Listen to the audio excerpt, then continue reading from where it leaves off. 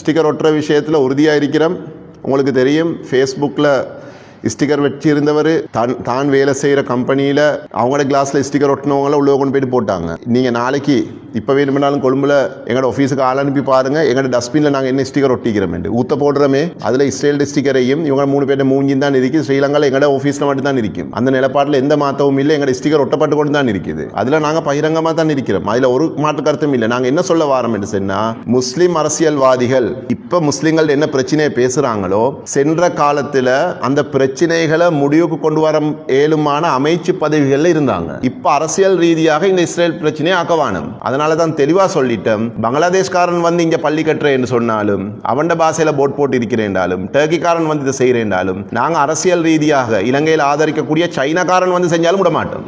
நாங்கள் இஸ்ரேலை எதிர்க்கணும் என்று ஆர்ப்பாட்டம் செய்யணும் என்றா பொத்துவில்ல வந்து வந்ததுக்கு போகிற நிப்பாட தேவையில்ல. கட்டுநாயக்க ஏர்போர்ட் வீட்டிலேருந்து 30 கிலோமீட்டரில் தான் இருக்குது.